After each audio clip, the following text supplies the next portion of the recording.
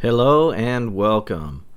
Today we're going to clean up and provide some maintenance on this lovely example of a practice amp back in the 80s, the Gorilla GG25, and I'm going to clean it up, take it apart, spray out the potentiometers that are super dirty, and get this thing back running and playing for a demo and future practice, because it's a neat little amp that really sounds pretty good. This is a no-frills amp, but it does have a magic power, the trademarked Gorilla tube stack.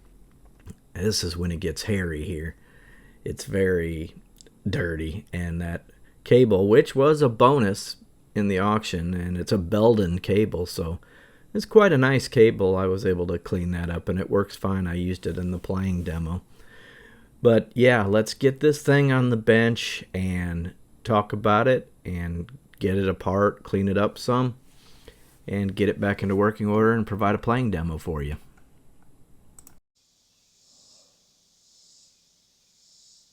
Hello and welcome. Today we're looking at a bit of nostalgia here. This is a Gorilla amp from the 80s. And I used to have one similar to this one. I think mine was a little bigger model. And if I recall, it had reverb, but I'm not sure. This thing is pretty filthy, as you see. I got it on eBay, and the person I bought it from did take an offer on it, and they shipped it that same day, so I really appreciate that. And bonus, there's an audio or an instrument cable in here, which, yeah, it's pretty filthy, just like this amp. So I'm just going to start with a quick wipe down because, good Lord, I don't really want to handle this thing as it is. You know, I've been looking for like Formula 409 or something. I don't know if you guys remember that. I can't seem to find that anymore. I don't know if it's gone. So I just use Windex. It does the job. But man, look at that nasty cable. Ugh. Let me get some more on there. I like to do this with dirty cables. I just stretch them out and give them the once over. These jacks seem to be in okay shape. But yeah, you know, you just run down the cable length. That got some real gank in it. Ugh. That is nasty. Look at that shit. Anyway, we'll get that. It looks like a pretty good length too. That's what she said. So I'll always have a good number of instrument cables on hand. You can never have too many guitar cables, can you? So just get this cleaned up somewhat anyway and usable. Yeah, that's like a 18 or 20 foot cable. Man, that is so nasty. Ugh. You know, you wonder, look at my damn hands. That's terrible. You wonder where this thing was. It looks like it was in a cellar, a root cellar or something. I'm going to give this thing another wipe down in my hands too, because that's nasty.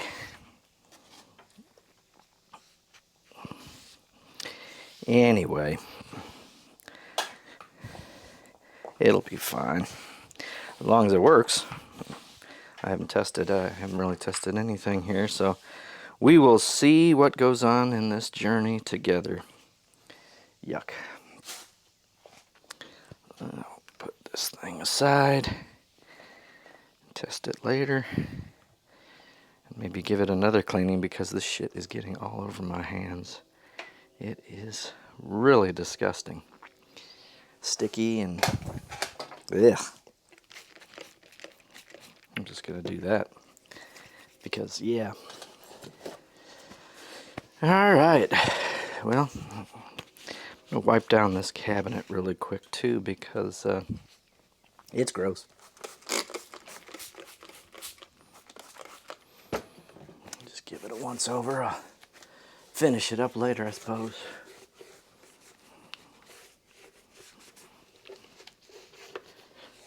Let's get some of this grime off. Yeah, I'm sure there's some spiders and bugs and maybe some gold bullions in the chassis. We'll find out together what kind of surprises lurk in there. Okay. Yeah, that's just... I imagine these electronics are going to be... potentiometers are going to need to be sprayed out at least. Ugh. But this is the GG25, which I assume is a 25 watt dealie. And it has the tube stack.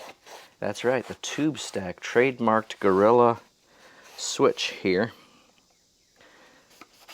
That gives you some overdrives.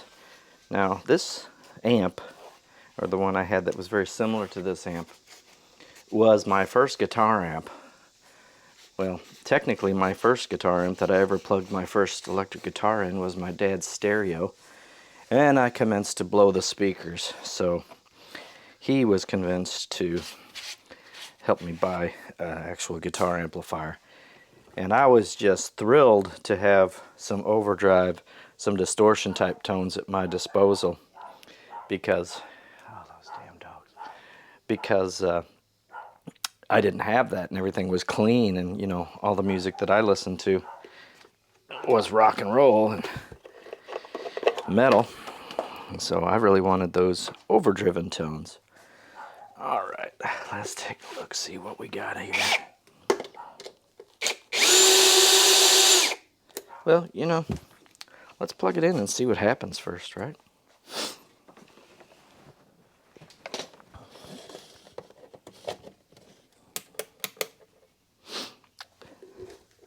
See what joy can be brought from this thing. Huh? Oh. Okay, well, as suspected, yeah, that's been in a very damp environment, and dirty, and probably, yeah, that's a good sign. But it's got very dirty potentiometers. Seems to be functioning, however, so like I said, good sign. We'll see what's inside and go from there.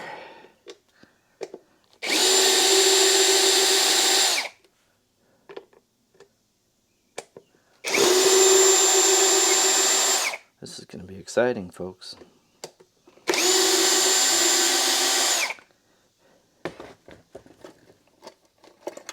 Cute little amplifier, I must say.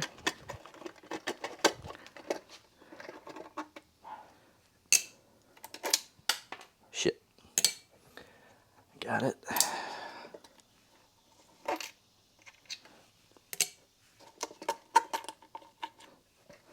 There we go. Well, it's not that terrible, actually.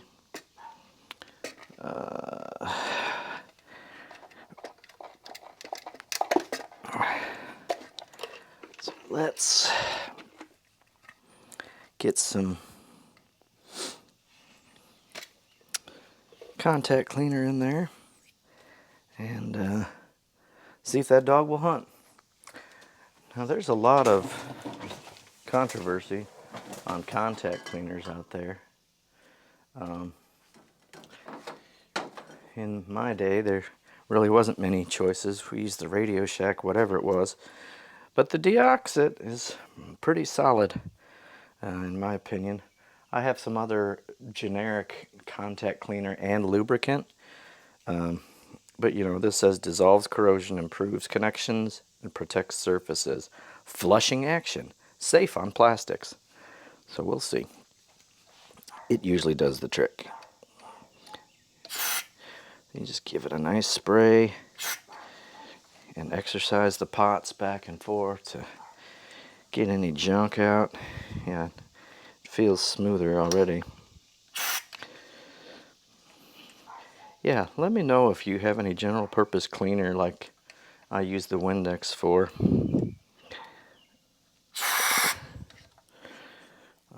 Interested in alternatives. The Windex seems to work perfectly fine, but you know, it would be better to have like the old Formula 409 multi-purpose cleaner. Maybe Simply Green is the trick you use, I don't know. I don't see many alternatives at our local Walmart. So, just wondering about that. And what kind of contact cleaner do you guys use, if any, for potentiometers specifically? It seems like they have a specialized cleaner for every single thing these days instead of just like multi-purpose.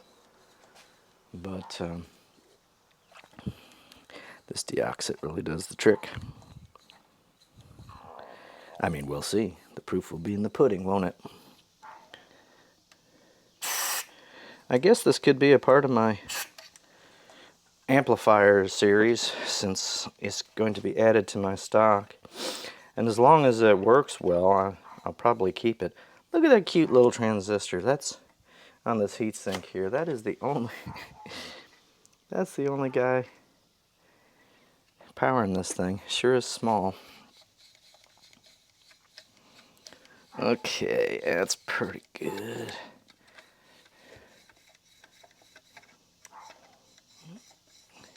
I don't know if you can hear my little dog barking in the background. They hear anything outside when someone's gone, they freak out. That's JD. He's the one that starts the whole cavalcade of nonsense noise. And we'll just clean up this faceplate too while we're here. I could take those knobs off, but they're not really that filthy, surprisingly. Just a little bit of dust in here that the deoxit residue is taken care of. It is late June here in Tennessee, and it is getting hot. It's only 10:30 or so in the morning. Oh, it's humid. All right, that's pretty good. You know, everybody has a threshold of good enough. And if I'm being honest with myself, my good enough is not often as meticulous as other people's good enough. But it's serving its master, who is me. So that's all that matters, right? Alright. Not bad. Not bad. I guess I should do a playing demo, which I will provide at the end of this, so you can hear how the old gorilla sounds. But let's do a quick functionality check and get these screws lined up in the chassis again.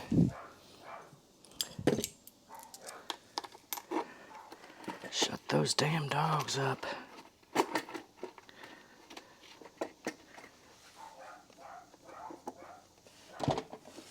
Oh, if I can get the first one lined up. I think I did. Yeah, I think so. It's easier to get the other ones once you get the first one started. This isn't bad, actually. Some fenders are, some fender cabinets are really hard to find the frickin' screw holes for, or rather the nuts that are embedded in the chassis. This one's being a little more stubborn. Let's see if we can brute force it. There we go. Just kind of wiggle it around until it finds its way. That's how I like to do that. It's just, it will find that nut in there that's embedded in the chassis. You just give it a chance, basically. Okay. I'm missing a washer. Or did I put one? Did I put two on that one? Damn it.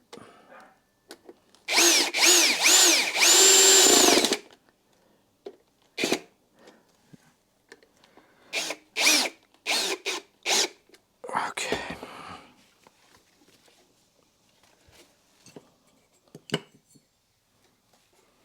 I think I did.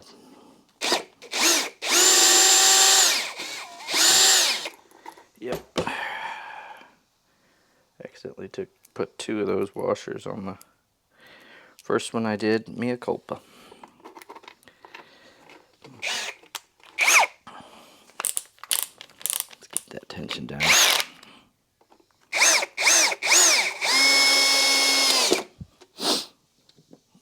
Yeah, don't hate on me for using a power driver. This isn't a, well, I guess it is a vintage amp, but it's not like a collector's piece or something.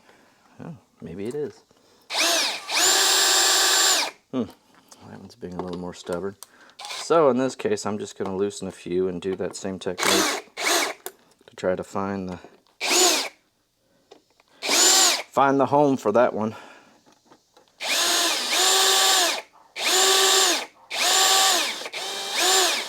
Okay, there we go.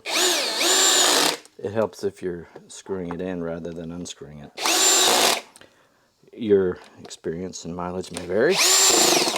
Shit. Alright. Okay. As I recall, the white was on the right. And the red on the left here. Man, that's getting hot. Alright, we'll plug that back in. And see if the potentiometers are a little more agreeable. Let's plug this cable in. Oh yeah. There we go. So a little deoxit, a little contact cleaner really does wonders. Okay. Let's get a guitar plugged in and see how she sounds.